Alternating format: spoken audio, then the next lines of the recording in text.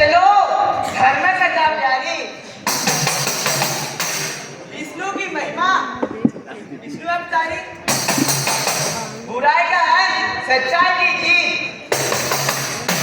आज सुनाए हम पावन प्रीत। सुप्रभात, मैं हिमाचल कमिला जवाहर नवोदय विद्यालय पश्चिम मेदिनीपुर के छात्र और मेरे साथी कुशल पंडित आज आप लोगों के समक्ष एक कहानी प्रस्तुत करने जा रहा हूँ जो कि भगवान विष्णु के नरसिंह अवतार के ऊपर आधारित है। आशा करता हूँ आप लोग हमारे हौसला बढ़ेंगे। तो हमारी कहानी इस प्रकार। बहुत समय पहले की बात है। उस सत्ययुग में एक शक्तिशाली असुर राजा था। नाम था हिरण्यकश्यप। वो बचपन से ही भगवान विष्णु का शत्रु था। अब आप लोगों के मन में प्रश्न आएगा, भला भगवान क्यों किसी का शत्रु होगा? क्योंकि उसके भाई हिरण्यकश्यप को भगवान विष्णु ने वध किया था। उसके बाद असुर राजा हिरण्यकश्यप ने ठान लिया था कि वो इतना बलशाली बनेगा और भगवान विष्णु को हराएगा। फिर वो बरसों तक तपस्या करता गया।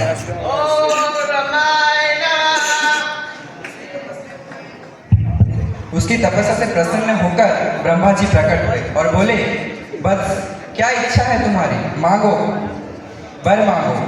हे प्रभु, मुझे ऐसा वर दे, ना कि मनुष्य, ना कि पशु, ना कि देव, ना असुर, कोई मेरा वध ना कर सके।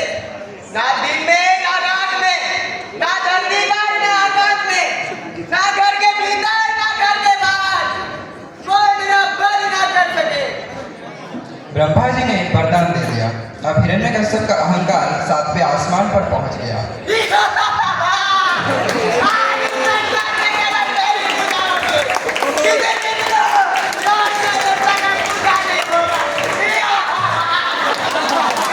वरदान पाया, अहंकार छाया। विष्णु सबसे पूजा मांगी, विष्णु को बुलाया। समय बीतता गया। हिरण्यकश्यप के घर एक पुत्र जन्मा, प्रहलाद। आशा थी कि ये बच्चा भी अपने पिता की तरह शक्तिशाली और अहंकारी होगा, लेकिन हुआ उल्टा। प्रहलाद जन्म से ही विष्णु का परम भक्त था। वो हर समय ओम नमो भगवते वासुदेवाय, ओम नमो भगवते वासुदेवाय जप करता, मंदिर जाता और भगवान की भक्ति में लीन रहता।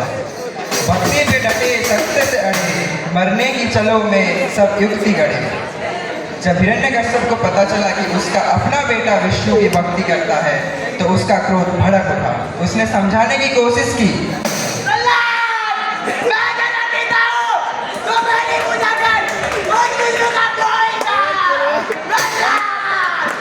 प्रहलाद ने विनम्रता से उत्तर दिया, पिताश्री, विष्णु ही सच्चे ईश्वर है, वो सबका पालन करते हैं, मैं उन्हीं की पूजा करूंगा। ये सुनकर राजा आग बबूला हो गए। उसने प्रहलाद को मारने की अनेक योजनाएं बनाई। सैनिकों से भाले मारने का आदेश दिया, परंतु भाले टूट गए। पहाड़ से गिराया, भगवान ने उसे संभाल लिया। जहरीले सांप छोड़े, सांप शांत हो गए। भूखे हाथी के आगे डाला। हाथी ने उसे छुआ दिया। अब हिरण्यकश्यप ने अपनी बहन होलिका को बुलाया। होलिका को वरदान था कि वो अग्नि में नहीं जल सकती, क्योंकि उसके पास अग्नि से बचाने वाली एक दिव्य चादर थी। राजा ने कहा, बहन, तीन बालक को गोद में लेकर अग्नि में बैठ जाओ ताकि यह जलकर राख हो जाए। योजना के अनुसार बड़े धूमधाम से अग्निकुंड सजाया गया। लोग इकट्ठा हुए, झगड़े बजे, मंत्रोच्चार हुआ। होलिका प्रहलाद को गोद में लेकर अग्नि में बैठ गए। लेकिन जैसे ही अग्नि प्रज्वलित हुई, एक अद्भुत चमत्कार हुआ। वो दिव्य चादर उड़कर प्रहलाद के ऊपर आ गई। होलिका जलकर भस्म हो गई और प्रहलाद भगवान के नाम का यज्ञ करते हुए सुरक्षित बाहर आया। भक्ति की शक्ति चादर ने ढका, बुराई का अंत सत्य ने रखा। अब हिरण्यकश्यप ने स्वयं प्रहलाद से पूछा,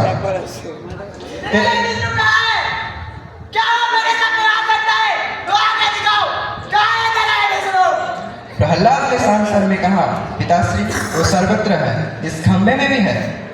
ये सुनकर हिरण्यकश्यप ने गुस्से में खंभे पर प्रहार किया। तुरंत एक भीषण गर्जना हुई और खंभे से भगवान नरसिंह प्रकट हुए।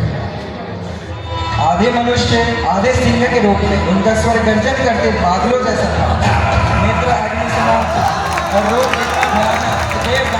भयभीत हो गए।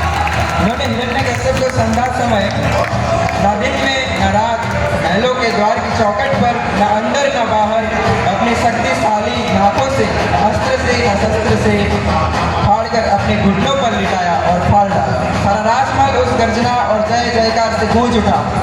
जय नरसिंह भगवान, जय प्रहलाद महाराज की। भगवान ने अपने भक्त प्रहलाद को सिंहासन पर बैठाया और आशीर्वाद दिया, बस जब तक पृथ्वी रहेगी तेरी भक्ति अमर रहेगी। इसी के साथ हम अपनी कहानी समाप्त करते हैं।